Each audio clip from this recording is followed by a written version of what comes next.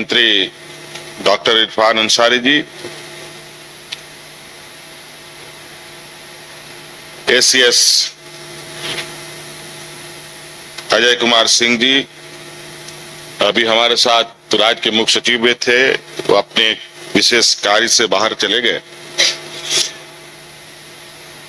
विभाग के विशेष सचिव नेहा अरोड़ा जी और अभियान निदेशक शशि प्रकाश झा जी, इनका भी मैं हार्दिक अभिनंदन करता हूं। बहुत कुछ कहने की आवश्यकता नहीं है। आप सब लोग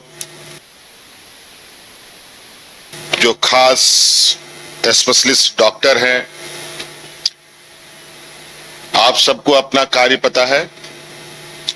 फूड सेफ्टी ऑफिसर्स नियुक्त हुए हैं, उनको भी अपना काम पता है, और हॉस्पिटल मैनेजर, उनको भी अपना काम पता है, और फाइनेंस मैनेजर, उनको भी अपना काम पता है।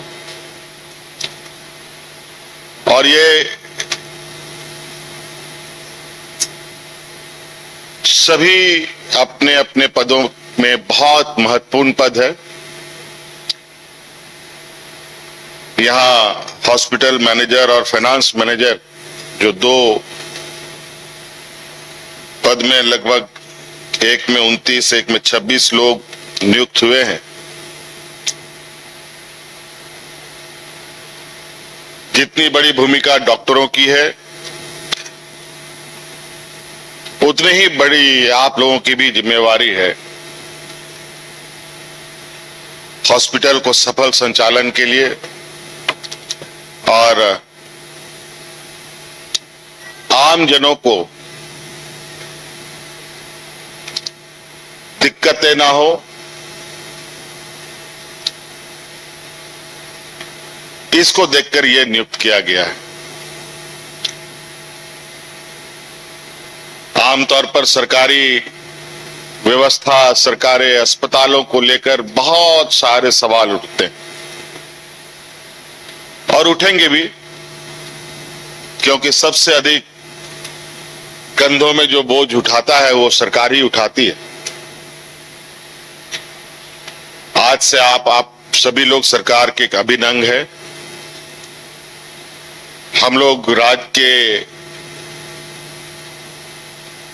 सभी वर्गों को, सभी क्षेत्रों को, राज्य के हर एक व्यक्ति को दिशा देने का काम में लगे रहते हैं। आज सरकार भी सिर्फ मंत्री और सिर्फ सचिव के बदौलत ही सारी चीजें नहीं की जा सकती। स्वाभाविक है, मानव बल की आवश्यकता हर क्षेत्र में होती है।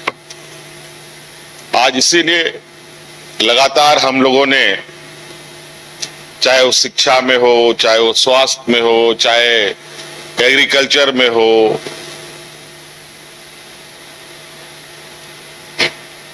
विभिन्न विभागों में हम लोगों ने बड़े पैमाने पर नियुक्ति की है, और निरंतर ये नियुक्तियां चल भी रही है।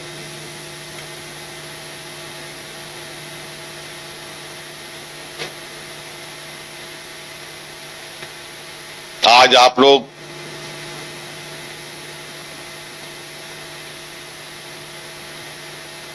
काफी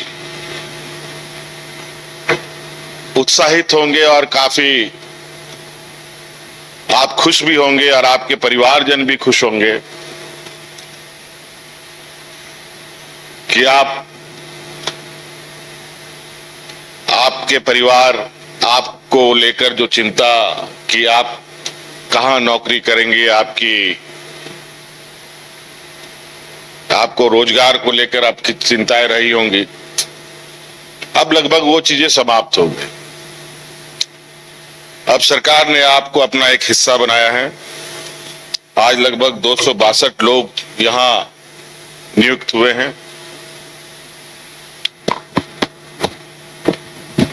और आपको अपने काम के लिए मेहनतनामा भी मिलेगा, आपको तनख्वाह भी मिलेगा, आपको पे स्केल के बारे में आपको पता है।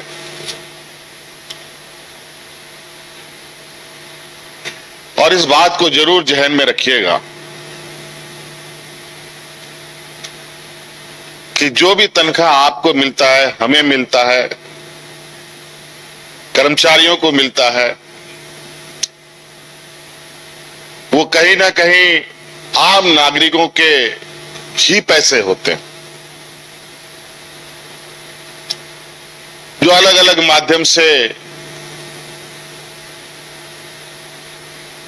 राज्य और देश की जो अर्थव्यवस्था की पहिए घूमते हैं, उसके उसी हिस्से में से एक हिस्सा आपको भी मिलता है, हमें भी मिलता है। तो इस बात को हम जरूर ध्यान रखें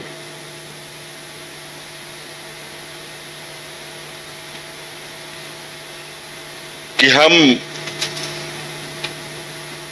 जिस काम के लिए चुने गए हैं और जिस काम के लिए हमें तनख्वाह मिलती है, उसको हम ईमानदारी पूर्वक निभाने का हम प्रयास करें। मैं नहीं कहता कि किसी भी व्यक्ति से गलती नहीं हो सकती, गलती हो सकती है, लेकिन यह बात जरूर ध्यान रखना चाहिए कि कम से कम गलतियां हो। अगर हमें पता है कि गलती हो गई तो उसके सुधारने का भी हमें प्रयास करना चाहिए।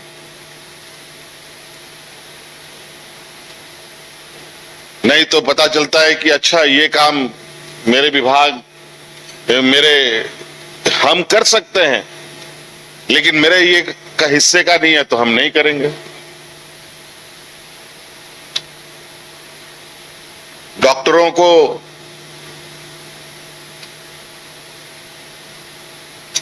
हम सभी लोग भगवान का रूप मानते हैं। कितनी आशा उम्मीद के साथ लोग आते हैं, आप इससे अंदाजा लगा सकते हैं। मैं डॉक्टर नहीं हूं, मैं कभी अस्पताल जाता हूं, जब डॉक्टर अपना काम करता है तो मैं उसमें कोई हस्तक्षेप नहीं करता,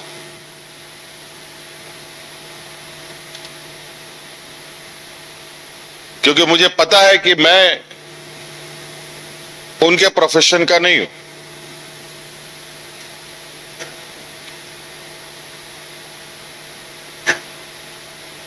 सरकार आपके लिए, आपसे काफी उम्मीद के साथ और जिम्मेवारी के साथ चलने को तैयार है। मैं अभी सचिव स्वास्थ्य विभाग एसीएस से बात कर रहा था कि आप सब लोग जो अलग अलग डॉक्टर्स, ऑफिसर्स, मैनेजर्स यहां नियुक्त हुए हैं, इससे पहले आप लोग क्या करते थे, नहीं करते थे, मुझे नहीं पता। कहां आप कार्यरत थे, नहीं थे, ये मुझे नहीं पता। फिर भी मैंने एक सुझाव दिया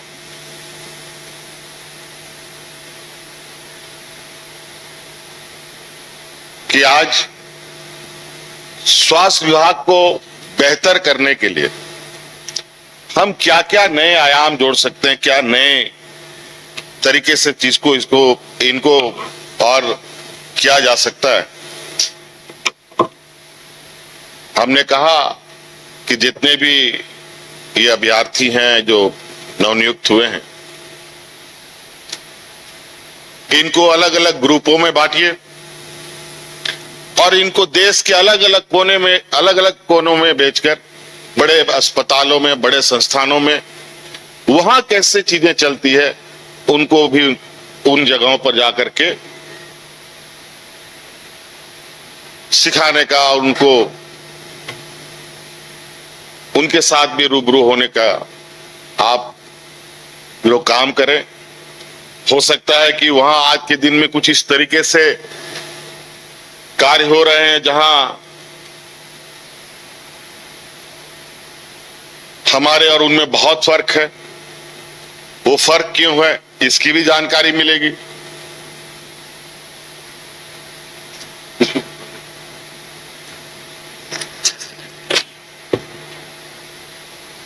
आप लोग का भी मेडिकल टूर होना चाहिए, आप लोगों को भी बेहतर संस्थानों में बेहतर मैनेजमेंट, बेहतर ये जानकारी लेनी चाहिए, वहां पर लोग कैसे चीजों को मैनेज करते हैं, डॉक्टर कैसे काम करते हैं। डॉक्टर यह आप भी हैं, डॉक्टर एम्स में भी है, डॉक्टर भेलोर में भी है, और डॉक्टर अपोलो में भी है, वेदांता में भी है। क्या फर्क है?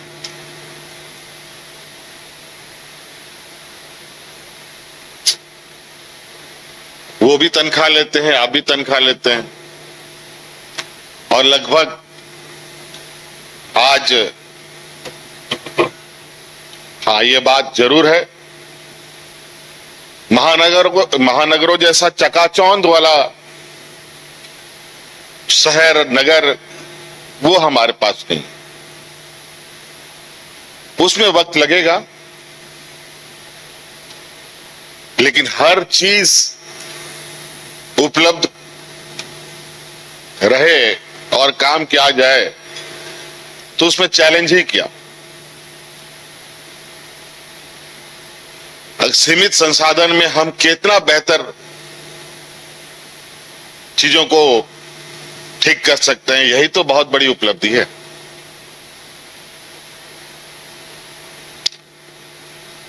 इसीलिए कभी कभी आप लोग सुनते होंगे कि मजदूर का बेटा आईएएस बन गया, आईपीएस बन गया, आंगनबाड़ी सेविका का बच्चियां कलेक्टर बन गई, कोई डॉक्टर बन गया। तो सोचिए वो किस तरीके से चीजों को लेकर आगे बढ़ता है। तो इसलिए आप सब लोगों को मेरी ओर से बहुत बहुत शुभकामनाएं। और स्वास्थ्य बहुत बड़ी चुनौती है और आजीवन ये चुनौती बना रहेगा। ये एक ऐसी व्यवस्था है जिसका कोई अंत नहीं दिखता, चाहे वो छोटे शहरों में हो, चाहे वो बड़े शहरों में, चाहे देश में हो, चाहे विदेशों में।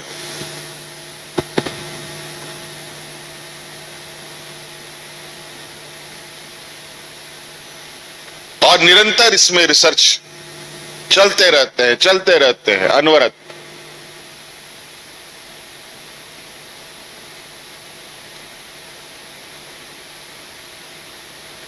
इसलिए इस स्वास्थ्य का जो क्षेत्र है, इसमें आजीवन आपको नए आयाम, नई चुनौती देखने को मिलता है। आप सब लोग कोविड के वक्त को आप लोगों ने देखा, किसको पता था ऐसी महामारी जिसका ना कोई इलाज, ना कोई दवा,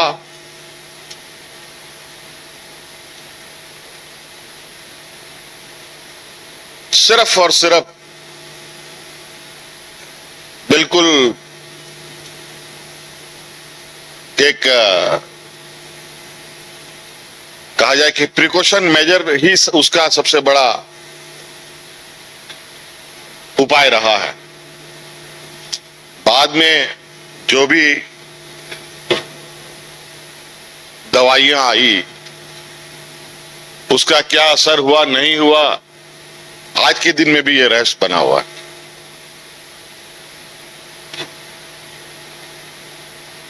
उस पर आज भी रिसर्च चल रहा है कि कोविड का विशेष रूप से दवा कौन सी।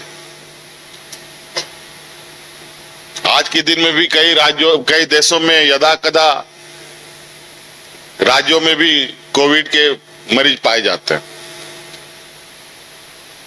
कुछ कुछ तो ऐसे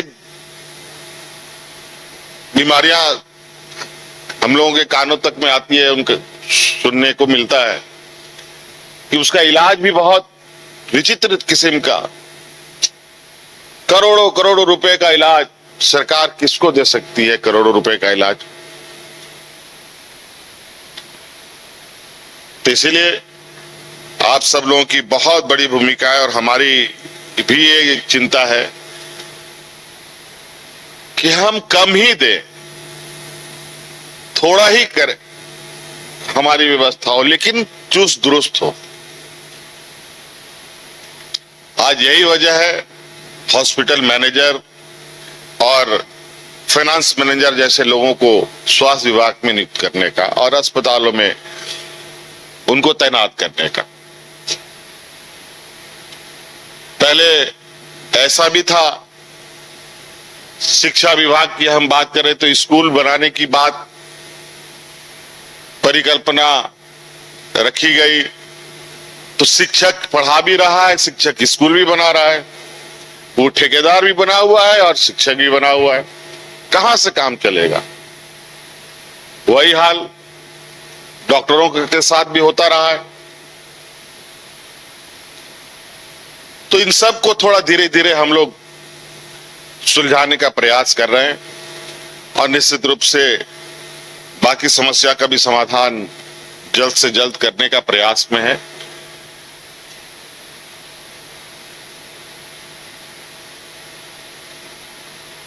आज आप सबको हम बताना चाहेंगे कि सरकार अपना बजट का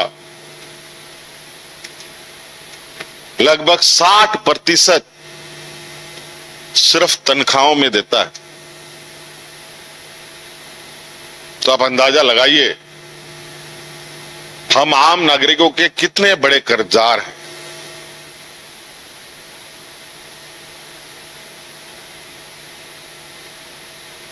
%60 और 40% मात्र विकास कार्यों में लगता है। अगर हम 60% का ये हिस्सा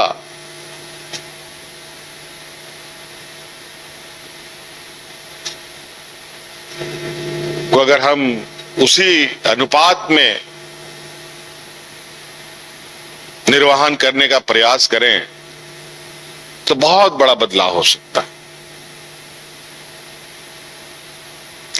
तो इसलिए आप सब लोगों को मेरी ओर से बहुत बहुत शुभकामनाएं। बहुत सारे लोग के तो मुझे लगता है कि परिवारजन लोग भी यहां आए होंगे, कई लोगों के तो बच्चे उच्चे भी आए होंगे।